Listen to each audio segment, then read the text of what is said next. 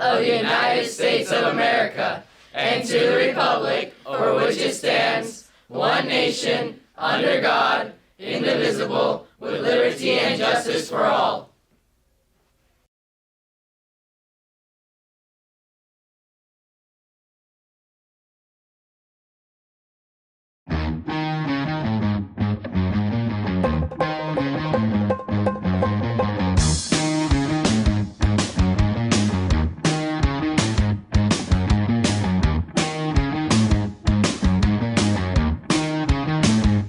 Good morning, Cougars! Welcome to SCTV News for Tuesday, June 4th. I'm Connor Mangan. And I'm Audrey Brown. The school year ends tomorrow. We are on a minimum day schedule, but that also means we do not have a late start. Block 1 begins at 8:30 Wednesday morning, and the school year ends at 1:50 p.m.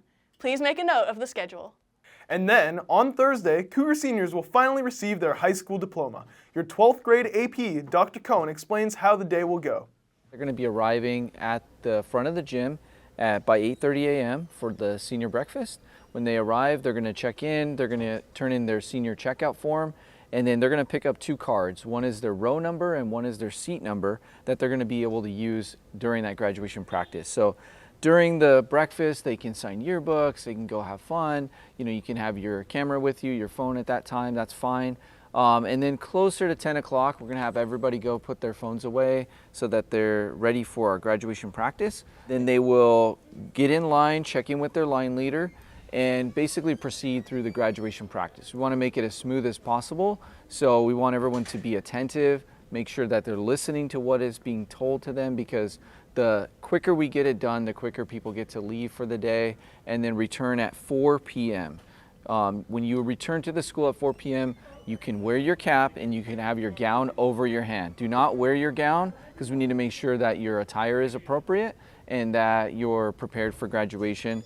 Remember, no heels, no pinpoint heels on the actual turf itself. Then we'll be leaving the gym around 5:45 to start the graduation by 6 o'clock. Make sure to let your family know which side you're on, whether you're on the home side or the visitor side. And what row you're in, because they will be arriving and they're going to want to be able to sit where they can see you best. So that's really important as well. After the graduation ceremony, there's the cap toss, and then students are free to leave or they can go directly to the gym to pick up their diplomas.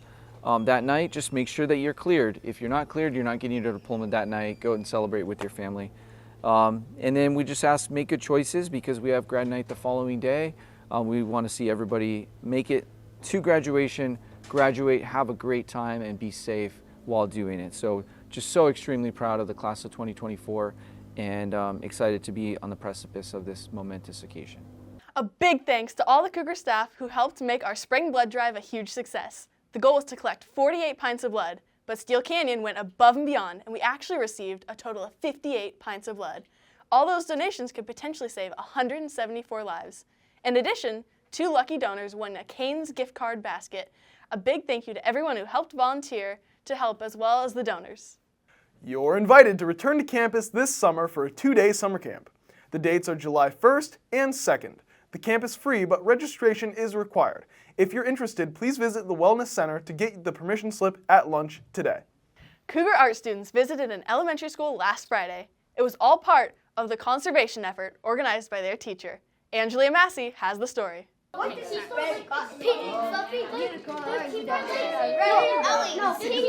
Steele Canyon art students got to relive their grade school days this past Friday. Advanced art students joined Miss Ferris on a field trip to Silvergate Elementary School in Point Loma. The mission, educate and inspire children to help conserve endangered animals, specifically the rhinos. And I actually listened to her podcast. And after the podcast, I was just like, that was so cool, brought me to tears. And I thought so much of what she's doing. And I thought we had talked about it briefly. And I thought, you know what, the best thing to do is to get the information out to kids, because kids are our future. Steele Canyon got the chance to visit thanks to a donation from the organization Helping Rhinos. After a brief presentation, Cougar students led their 3rd grade counterparts to their classrooms to prepare an art project. The Silvergate students got to pick the rhino of their choice and create a poster with some cool rhino facts. I was super excited because I love art, and I like we make little circles, and if you relap them, it makes a super cool thing. I was really excited to do the art project because I like art and I like all animals, so it was like really nice.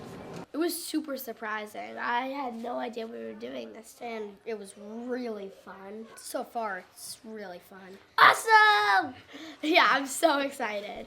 It wasn't just a great day for the young artist, our Steel Canyon students were also inspired. I absolutely loved my classroom. They had the best energy ever. Like, they were so funny. Like, I was like stomach hurt laughing. Like, they just matched the energy like perfectly, and they were very like interactive with all of us. So I think it was overall like really, really fun. It was amazing to teach students. I've taught students before in the past for my mom's work with art, and it's always so fun to see how like their versions turn out and how well they followed your instructions. And it's great when they do because it makes you feel like you're actually teaching them something, which feels very fulfilling and very self-motivating. If the goal is to motivate young children to an interest in conservation, it appears to have been a success. Why would people be hunting down rhinos just for their horns? Like, why don't they just make their long toenails and fingernails long to get keratin? Because those are the same thing as your toenails and fingernails, so they can just grow long nails and then just crush it up and make it into stuff like what they want. I feel like it's really sad that they just kill these innocent animals. I mean, what did they ever do to you? People should think about their actions before they do something like that, because that's a big problem. If they're out in the wild, they can't really survive. So what's the point of messing up or killing them? For her part, Mrs. Francis considered the day a huge success, and plans are already in the works for Steel Canyon to return to Silvergate next year. For SCTV News, I'm Angela Massey. That's all the news we have for you today. Have a great final week. Rah-rah Cougars. Cougar Pride. Get some.